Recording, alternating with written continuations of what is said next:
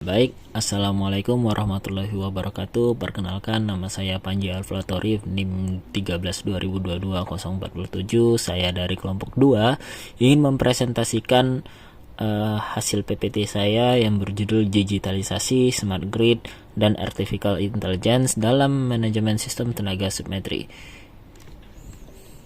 Langsung masuk. Digitalisasi sistem tenaga listrik itu adalah transformasi menuju sistem yang lebih cerdas, terintegrasi, dan berbasis digital untuk meningkatkan efisiensi, keandalan, dan keamanan energi. Lalu yang kedua adalah latar belakang dan juga tujuan. Di sini kita memiliki 6 teknologi, yaitu Smart Grid, IoT, Big Data, AI, Digital Twin, dan juga WDM. Tujuannya ada 3, ialah efisiensi, keandalan, dan keamanan sistem. Real time-nya adalah pemantauan dan pengendalian berkelanjutan. Nah, sistem tenaga konvensional ini bertransformasi menuju sistem cerdas berbasis digital. Penerapan konsep smart grid menjadi solusi utama modernisasi, didukung oleh IoT, Big Data, AI, dan juga Digital Twin. Tujuannya itu untuk menjelaskan konsep digitalisasi, penerapan teknologi, pendukung, serta pentingnya pengambilan keputusan berbasis data, ialah datanya adalah triple DM dalam sistem tenaga listrik. Lalu slide ketiga itu smart grid, yang adalah jaringan listrik modern.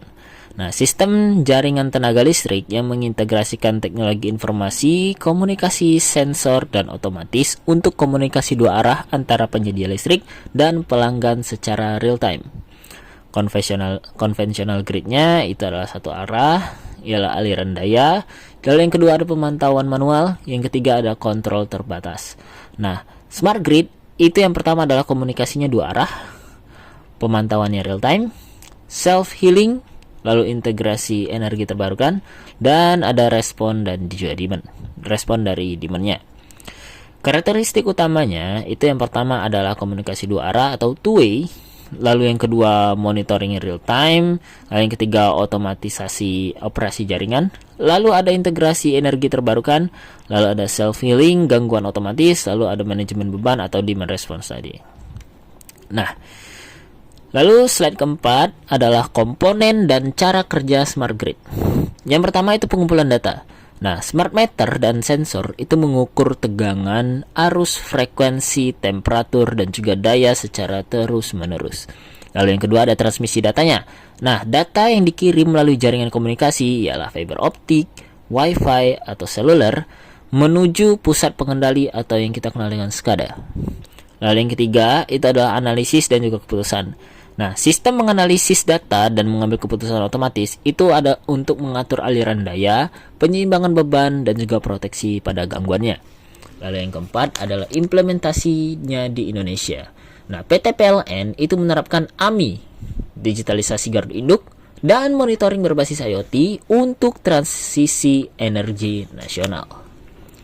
Lalu slide kelima itu ada Internet of Things atau yang kita kenal sebagai IoT pada sistem tenaga. Nah, konsepnya yang menghubungkan perangkat fisik melalui internet itu untuk mengumpulkan, mengirimkan, dan juga bertukar data secara otomatis tanpa intervensi manusia secara langsung.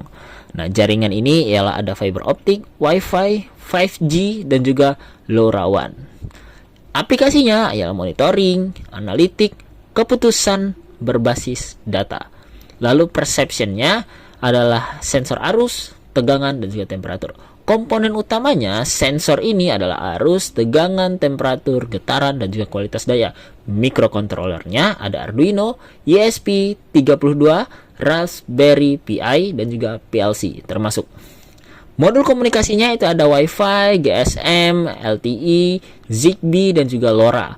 Lalu cloud atau platformnya ialah penyimpanan dan analisis data terintegrasi. Masuk ke slide ke-6, itu ada Big Data dan karakteristik 5V. Big Data mengelola data dalam volume yang sangat besar dari smart meter, SCADA, PMU, dan juga sensor IoT yang tidak dapat diproses secara konvensional. Nah, 5V tadi itu mencakup yang pertama, volume, ialah jumlah data yang sangat besar dari berbagai perangkat sistem tenaga listrik. Yang kedua, velocity, bukan velocity joget ya, tapi ialah kecepatan data dihasilkan dan diproses secara real time.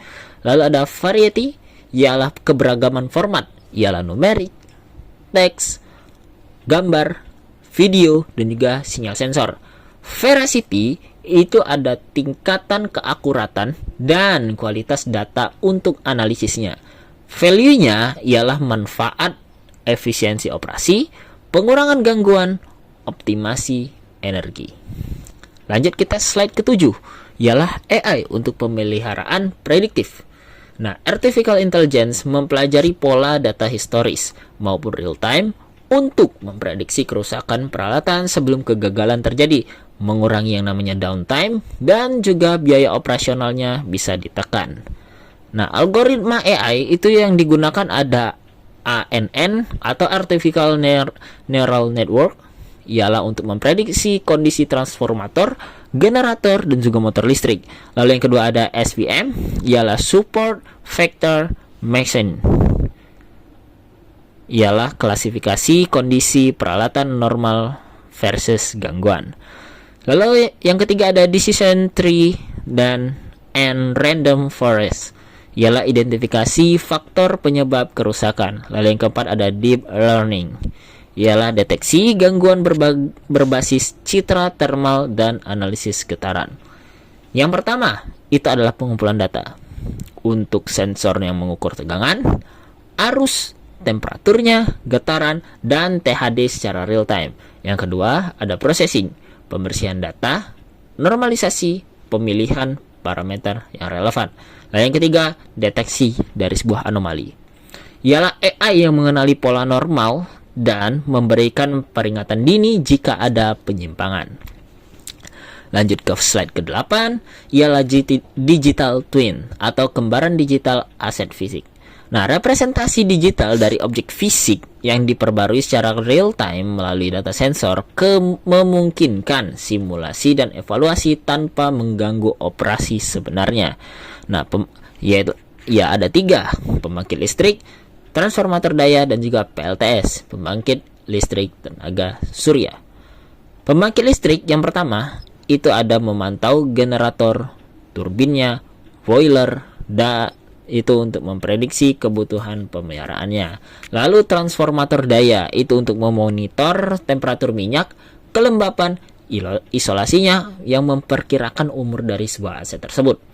Lalu PLTS, pembangkit listrik tenaga surya, itu untuk memprediksi produksi energi berdasarkan radiasi, matahari, dan juga cuaca. Lalu slide yang ke-9 itu adalah pengambilan keputusan berbasis data atau kita kenal Triple DM. Ialah pendekatan pengambilan keputusan yang didasarkan pada hasil analisis data akurat dan juga objektif, bukan hanya intuisi atau pengalaman dari seorang operator. Yang pertama itu ada akuisisi data, yang kedua ada keputusan dan juga implementasi, yang ketiga manajemen data, dan yang terakhir analitik data. Penerapan utamanya yang pertama itu prediksi beban listrik atau load forecasting berdasarkan data historis dan juga cuacanya. Dan yang kedua, manajemen pemeliharaan aset sesuai prioritas kondisi peralatannya tersebut. Lalu yang ketiga, pengelolaan kualitas daya melalui analisis tegangan, frekuensi, dan juga THD-nya. Yang keempat, optimasi smart grid untuk aliran daya dan integrasi energi terbarukan. Lalu sampailah kita di slide yang terakhir, ialah kesimpulan dan juga saran. Kesimpulannya, smart grid, IoT, big data, AI, digital twin, dan Triple DM saling terintegrasi membentuk sistem tenaga listrik yang cerdas, efisien, andal, dan berkelanjutan. Nah, digitalisasi itu memungkinkan pemantauan dan pengambilan keputusan real time berbasis data. Nah, sarannya ialah yang pertama, terus kembangkan implementasi teknologi digital. Lalu yang kedua, tingkatkan infrastruktur TIK untuk pengolahan data secara real time. Yang ketiga, prioritaskan keamanan cyber atau cyber security. Yang keempat, perkuat kerjasama riset antara perguruan tinggi dan juga industri. Yang terakhir, ialah tingkatkan kompetensi SDM kita secara berkelanjutan. Itu saja presentasi dari saya. Saya pamit. Assalamualaikum warahmatullahi wabarakatuh.